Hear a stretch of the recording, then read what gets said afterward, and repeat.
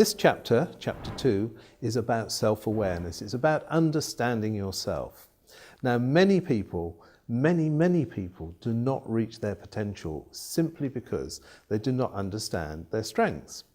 And in particular, very few people are really passionate about what they do. Maybe 1 in 20. And the fact is, we can all get passionate about something. So one of the techniques that I look at is to think of yourself as a business. Now, if a business has a vision, a mission, and a set of goals, it tends to be much more successful than if it's just floating around aimlessly. And human beings are the same. So what we start off with in this chapter is to look at assessing yourself the way we'd assess a business. What are your strengths? What are your areas for development? What are the opportunities that are there? And what are the possible things that might get in the way? And this is a very, very powerful model. Now, human beings all operate on certain laws, and in particular, there are some important words in psychology, and we talk about these. Things like personality, like motivation, like how you think, how you communicate, and the sort of behaviours you display. This all ends up giving you a sound perception of how you come across to others.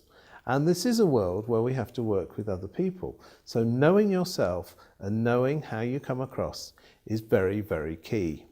Many of us are conditioned at an early age, particularly by teachers who discipline us in the classroom.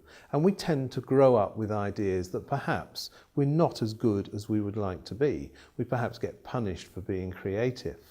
Now, the fact is, we can achieve anything we want to achieve if you really want to do it. My own life had a wonderful example of this. When I was a teenager, my goal in life was to become a world-class drummer.